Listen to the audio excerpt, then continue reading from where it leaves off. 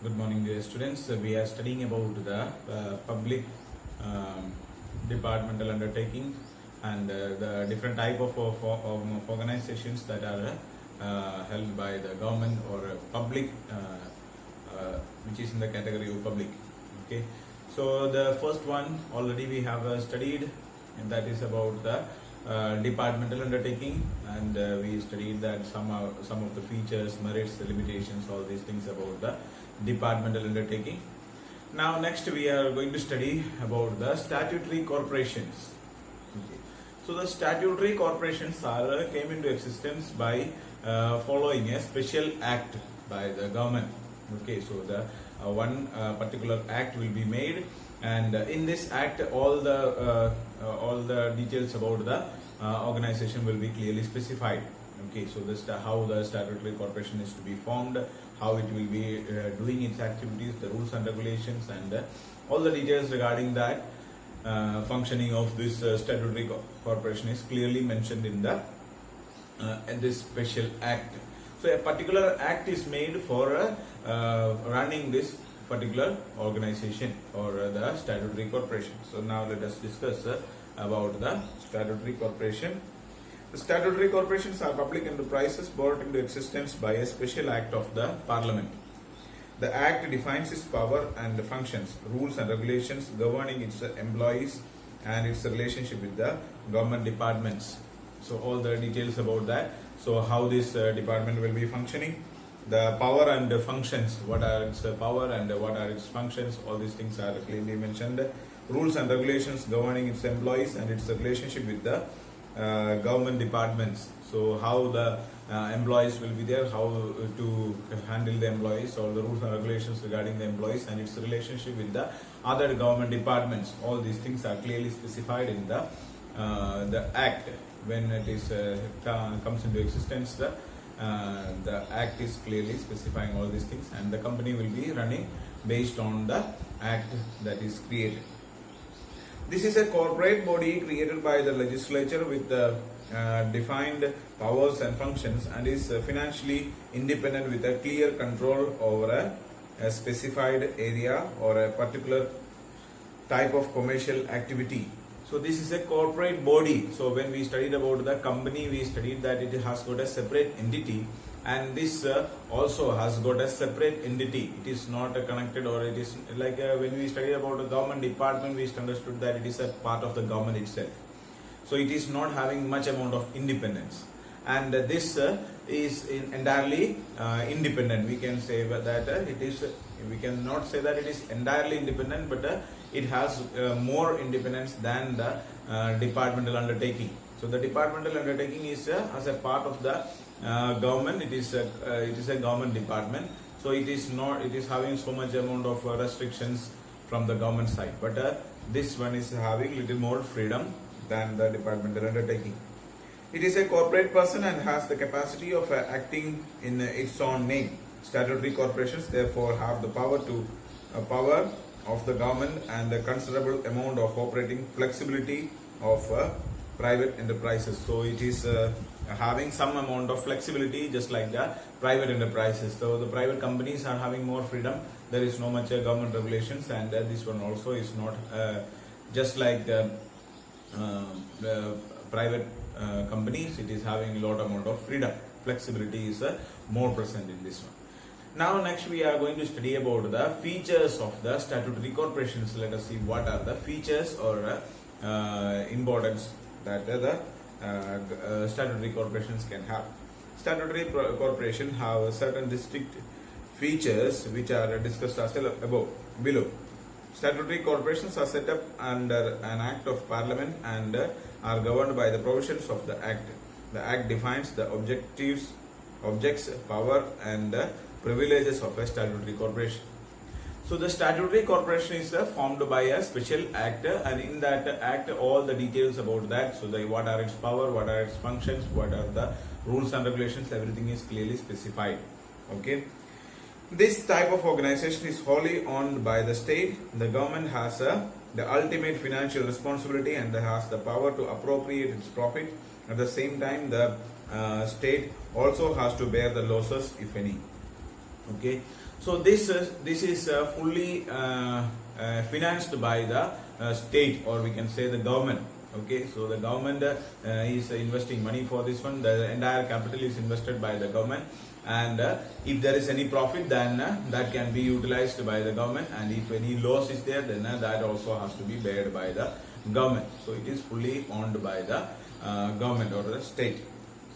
A statutory corporation is a body corporate and can sue and be sued, enter into contract, and acquire property in its own name. Another feature of this one is that, as I told you, it is having a legal entity, and just like the company form of organization, this is also having a separate legal entity, and it is separate from see, like if in a statutory corporation, see for example, government departmental undertaking, if any property is purchased, that property belongs to the government. It is considered as a government property. But here it is considered as the company's property. So if any, like the statutory corporations, once the statutory corporation is started, then this statutory corporation has got its own power, like it can purchase the products, or it can purchase land or building or anything can be there, and it will be made in the name of the statutory corporation. It will not be considered as a government. It is government property, but it is coming in the category, it is in the name of the particular statutory corporation. Okay, and it can also file case against other companies, or other companies can also file case against this company. So it is having a legal entity. This type of enterprise is usually independently financed. It obtains funds by borrowing from the government or from the public through revenues derived from the sale of the goods and services. It has the authority to use its revenues. So the money that is required for the statutory corporation is taken from the government as a borrowing. So it is considered as like a taken money from the government, taken loan from the government. In such a way the money is taken, and the first like when the company is starting, the money is taken as the borrowing, and then after that the company will start functioning and selling product, and it can also collect money from the public by selling the products. If there are any products like that, then those money will be collected by the company, and the revenue that is received by the company can be used for its own purposes. Okay. A statutory corporation is not subject to the same accounting and audit procedures applicable to the government departments. It is also not concerned with the central budget of the government.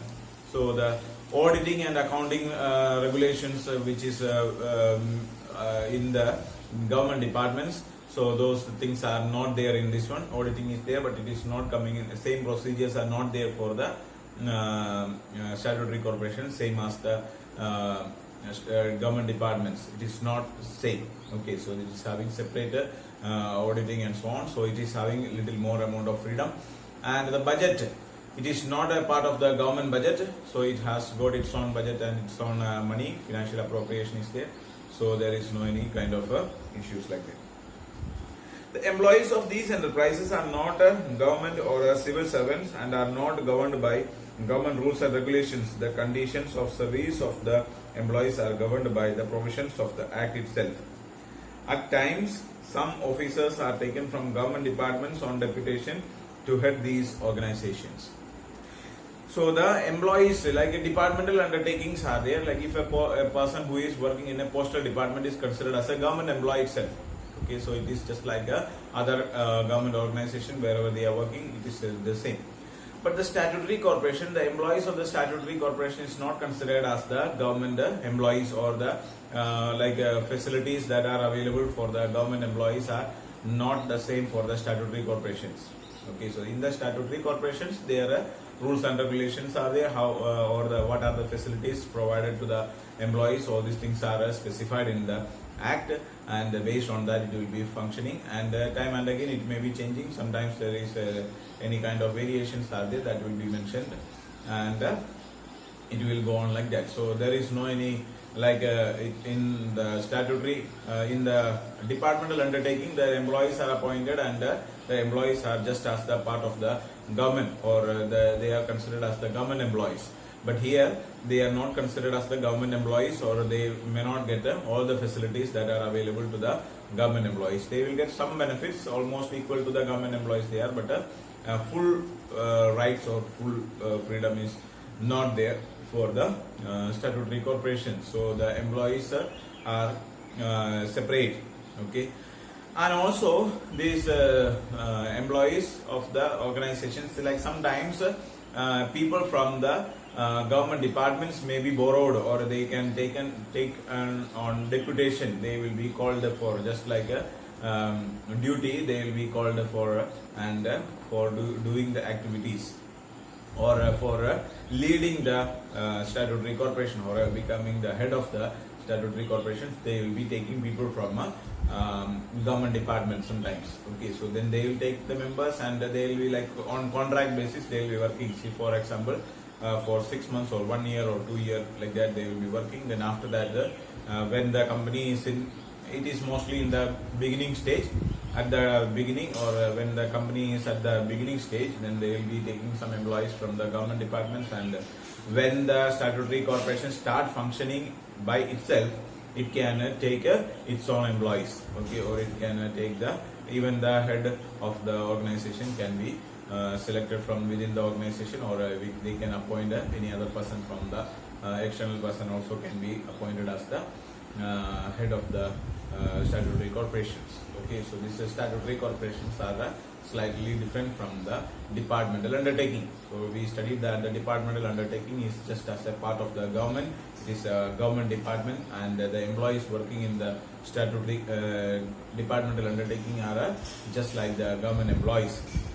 But here there is a slight difference. There is a, see, like these employees are as part of the statutory corporation, and they are not part of the government, or they will not be considered equal to the government employees. They will be getting most of the facilities that are available for the government employees, but full amount of facilities may not be available to the employees of the statutory corporations, okay. So these are the features of the statutory corporations, and there are some merits and demerits of the statutory corporations. Those things we will study in the next class, okay. So thank you so much.